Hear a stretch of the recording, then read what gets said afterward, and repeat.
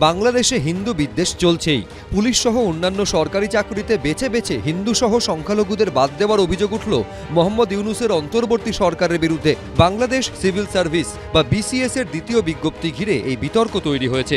৪৩তম civil সার্ভিসে নিয়োগের জন্য ১৫ অক্টোবর ২০৬৪ জনের নামে গেজেট জারি হয়, কিন্তু ডিসেম্বরে ফের গেজেট প্রকাশ করে ইউনূস সরকার। তখনই দেখা যায় নতুন গেজেটে ১৬৮ জনের নাম বাদ। অভিযোগ উঠেছে নতুন বিজ্ঞপ্তিতে বেছে বেছে হিন্দু সহ সংখ্যালঘুদের নাম বাদ দিয়েছে ইউনূস সরকার। বাংলাদেশে সম্মিলিত সনাতনী জাগরণ জোটের সদস্য কুশল বরণ চক্রবর্তী সোশ্যাল মিডিয়ায় একটি তালিকা পোস্ট করেছেন, যেখানে কোন ক্যাডারে কতজন হিন্দুকে বাদ দেওয়া হয়েছে সেই তালিকা প্রকাশ করেছেন তিনি।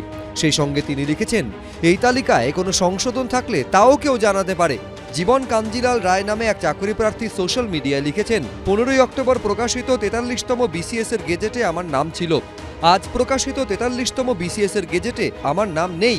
কোনো ধরনের ফৌজদারি অপরাধে যুক্ত না থাকা সত্ত্বেও আমি বৈষম্যের শিকার হলাম। এরপরই বাংলাদেশের বৈষম্য বিরোধী ছাত্র আন্দোলনের নেতা হাসনাত আবদুল্লাহ এবং জাতীয় নাগরিক কমিটির সদস্য আখতার হোসেনকে ট্যাগ করে তিনি লেখেন, আমাদের বৈষম্য বিরোধী নতুন বাংলাদেশ কি এমনই? বিসিএস এর আরেক চাকরি প্রার্থী মুমু পোদ্দার সোশ্যাল মিডিয়ায় পোস্টে লিখেছেন, নিজের স্বপ্ন চোখের সামনে এভাবে ধূলিসাৎ হতে দেখা খুব একটা সহজ না। এর প্রতিবাদে সরব হয়েছে বাংলাদেশ সম্মিলিত সনাতনী জাগরণ জোট এবং সেকুলার বাংলাদেশ মুভমেন্টও।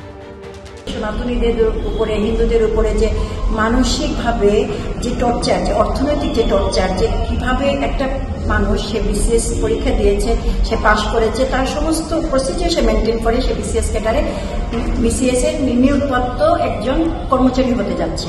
তার গেজেটে তার নামও প্রকাশ হয়েছে, সেই থেকে তাকে অব্যাহতি দেওয়া হয়। বাংলাদেশের অন্তর্বর্তী সরকারের প্রধান উপদেষ্টার দায়িত্ব নিয়ে সংখ্যালঘুদের রক্ষা করার বার্তা দিয়েছিলেন মোহাম্মদ ইউনূস। সংখ্যালঘুদের উপর আক্রমণ করছে, হিন্দু, বৌদ্ধ, খ্রিস্টান, আমেরিকান সবার উপর আক্রমণ করছে। এগুলো হলো ষড়যন্ত্রের অংশ। এগুলো আমাদের বিষয় না, আমাদের কাজ হলো রক্ষা করা। কিন্তু গত কয়েক মাসে বাংলাদেশে হিন্দুরা যেভাবে বারবার টার্গেট হয়েছে, তাতে এটা স্পষ্ট যে মোহাম্মদ ইউনূসের প্রতিশ্রুতি কথার কথা ছাড়া আর কিছুই নয়। অর্ণব মুখোপাধ্যায়, এবিপি আনন্দ।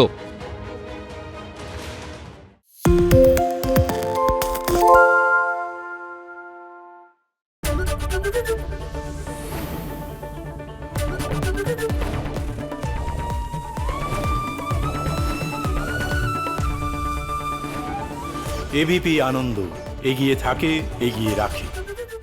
পালিয়েছে তাই নাকি? রাত্রে বাংলা গুজব চায় না, বাংলা খবর চায়। বাংলা খবর, বাংলার খবর।